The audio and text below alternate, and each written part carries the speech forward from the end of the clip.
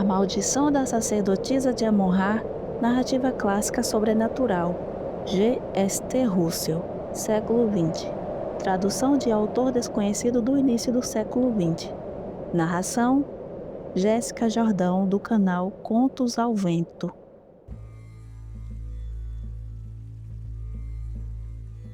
A maldição que teria se seguido à descoberta da tumba de Tutankhamon em 1923 pela equipe liderada pelo arqueólogo Howard Carter é bem difundida. Este, porém, não foi o primeiro caso de avassalador infortúnio e morticínio a vitimar os que ousaram perturbar o sono de uma múmia do Antigo Egito. Em outubro de 1909, a revista A Leitura para Todos trouxe à lume a tradução de um artigo de autoria de G. St. Russell, originalmente publicada no Pearson's Magazine, edição inglesa de agosto de 1909, na qual ficamos conhecendo a maldição associada a uma enigmática sacerdotisa de Amon-Ra, cujo sarcófago se encontra em exibição no British Museum desde 1889. Há 3.000 anos que se não viu uma história de fantasmas como esta, cuja maléfica influência perseguiu um caixão de múmia que agora está no British Museum, em Londres. Eu vi. Num dos cantos da segunda sala egípcia no British Museum está depositado o sarcófago de uma múmia de uma egípcia desconhecida que viveu em Tebas há 35 séculos. Tem as longas mãos cruzadas no peito e os seus grandes olhos negros fixam-se de uma maneira esquisita. Vê-se que o invólucro da múmia é um fino espécime artístico da 18ª dinastia, mas como está encostada a uma das paredes da sala, no meio de outras, não chama a atenção dos visitantes. Sua história, porém, é terrível. Talvez a mais extraordinária história de espectro que existe. Cerca de 1.600 anos antes de Cristo, uma sacerdotisa do templo de Amon-Ra viveu e morreu na poderosa cidade de Tebas. É possível que tenha pertencido à família real. Aparece como tendo pertencido à alta categoria, mas do seu nome e vida nada se sabe. Não há dúvida que seu corpo foi embalsamado com todo o cuidado que os egípcios dispensavam principalmente às sacerdotisas. Depois de colocado no caixão de madeira, foi depositado no cemitério dos sacerdotes e sacerdotisas do templo. Havia o máximo cuidado de ocultar o lugar do cemitério, porque embalsamava o corpo como se o conservasse para a vida eterna. E a sacerdotisa ficou em paz por muitos séculos, até que foi roubada por um bando de salteadores árabes.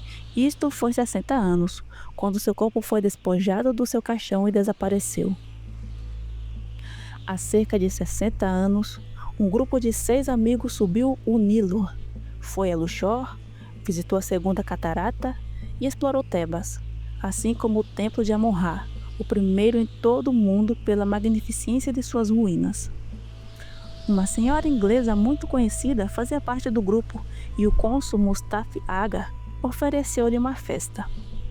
Uma noite, o cônsul enviou aos seus amigos um árabe que lhes disse ter encontrado um caixão de múmia de um grande valor. No dia seguinte, levou o caixão para o admirarem. Via-se o retrato de uma mulher de uma grande beleza, mas de uma expressão maligna. O caixão foi comprado por um do grupo, Sr. D, que concordou em fazer uma rifa para ver quem ficaria com o tesouro, e a sorte caiu em um amigo que trataremos por Sr. W.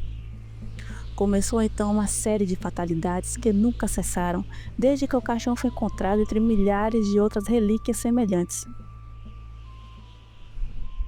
Voltando nesse dia do passeio, um dos companheiros disparou a espingarda sem saber como e feriu um dos criados no braço que teve de ser cortado. O outro, antes de um ano, morreu na miséria. O terceiro foi fuzilado. O antigo dono do caixão da múmia, chegando ao Cairo, perdeu grande parte da fortuna e morreu pouco depois. A sacerdotisa de Amon-Ra mostrava seu descontentamento de uma maneira evidente. Quando o caixão chegou a Londres, foi oferecido por seu dono, Sr. W, a uma irmã casada que residia perto de Londres. Logo, a desgraça começou no casal. Apareceram muitos aborrecimentos e grandes perdas financeiras. Antes disso, porém, A teosofista Meme Blavatsky entrou na sala em que estava colocado o caixão. Ela imediatamente declarou que havia uma maligna influência na sala. Avistando o caixão, aconselhou a dona da casa que mandasse embora aquilo, porque era uma coisa de enorme perigo. A moça riu-se de tal superstição. Tempo depois, mandou o caixão para a casa de um grande fotógrafo.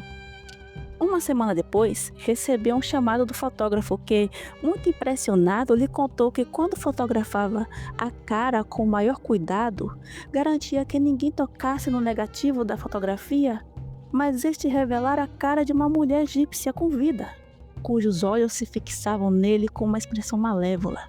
Pouco tempo depois, ele morria de forma misteriosa.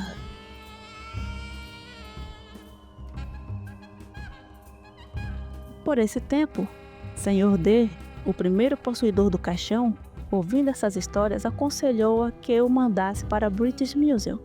O cocheiro que o transportou morreu uma semana depois, e o seu ajudante sofreu um sério desastre. Todas essas histórias foram verificadas e recolhidas provas irrefutáveis de todos que foram vítimas da fúria e vingança da sacerdotisa, pelo falecido Sr. B. Fletcher Robinson. Ele contou-nos a história como acabamos de relatar e declarou-nos que todos os fatos são absolutamente autênticos.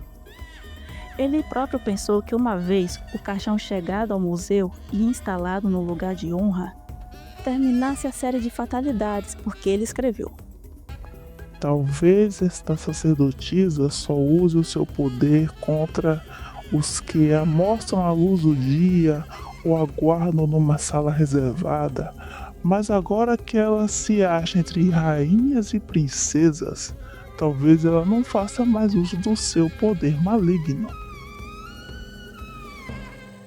A senhora St. Hill, porém, que leu isso em Londres, verificou que pouco depois do Sr. Fletcher Robinson relatar os fatos, ele também morreu, ainda moço, aos 36 anos, depois de uma curta doença. Fim do conto.